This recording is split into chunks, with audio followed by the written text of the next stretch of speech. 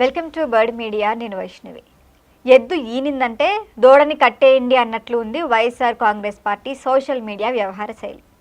ఆ party social media చేసే అతి అంతా ఇంత కాదు, అదే ఇప్పుడు జగన్మోహన్ రెడ్డిని కూడా ఇబ్బందుల్లో పెడుతోంది, నవ్వులు పాలు చేస్తోందని కూడా చెప్పచ్చు. అయితే రీసెంట్గా Basavatarakam Indo American cancer hospital రజతోత్సవ వేడుకల్లో జరిగిన ఒకే ఒక్క ఘటన ఇప్పుడు వైఎస్ఆర్ కాంగ్రెస్ పార్టీ సోషల్ మీడియాకు పెద్ద ఇబ్బందిగానే మారింది.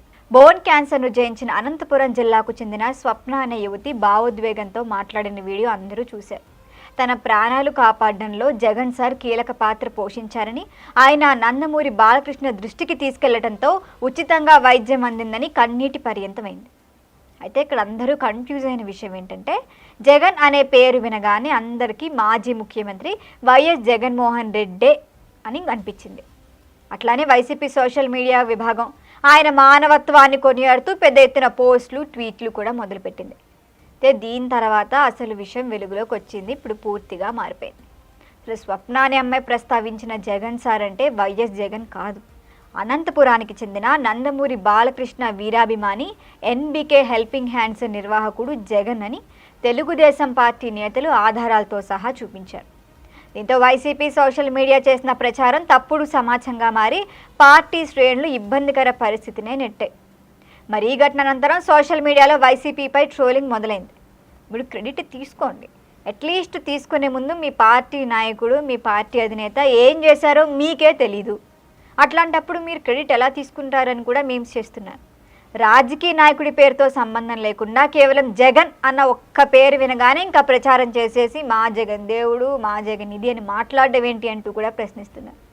మరోవైపు టీడీపీ, జనసేన సోషల్ మీడియా కార్యకర్తలు కూడా ఈ అంశాన్ని ప్రస్తావిస్తూ వైసీపీపై విమర్శలు గుప్పిస్తున్నారు.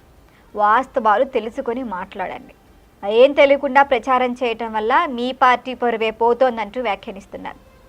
ఈ ఘటనపై ఇప్పటికే వైసీపీలో అంతర్గతంగా చర్చలు జరుగుతున్నాయి. సోషల్ మీడియా నిర్వహణపై సరైన పరిశీలన లేకుండా పోస్టులు చేయటం వల్ల పార్టీ ఇమేజ్ దెబ్బతింటోందని కొందరు నేతలు అసంతృప్తి వ్యక్తం చేస్తున్నారు. బాధ్యతాయుతంగా వ్యవహరించాల్సిన సోషల్ మీడియా బృందమే కనీసం ధృవీకరణ లేకుండా ప్రచారం చేయటం కూడా విమర్శలకు దారితీస్తోంది. మొత్తానికి ఒకే పేరుతో ఏర్పడిన అపోహ, సరిగ్గా నిర్ధారణ లేకుండా చేసిన ప్రచారం ఇప్పుడు వైసీపీ సోషల్ మీడియాకు సెల్ఫ్ గోల్గా మారి ఇష్టం వచ్చినట్లు మాట్లాడుతున్నారు నెటిజన్లు. ఈ ఘటన మరొకసారి సోషల్ మీడియా సమాచారం పంచుకునే ముందు వాస్తవాలు ధృవీకరించుకోవడం ఎంత ముఖ్యమో గుర్తు చేస్తాను. ఇప్పటికీ డ్యామేజ్ కంట్రోల్ చేసుకున్నా కూడా నా పోయిన నష్టం అయింది. మరి దీనిపైన మీ అభిప్రాయాన్ని తెలియచేయండి. చూస్తూనే ఉండండి బర్డ్ మీడియా. ఈ వీడియో మీకు నచ్చినట్లయితే లైక్ చేయండి, షేర్ చేయండి, సబ్స్క్రైబ్ చేయండి.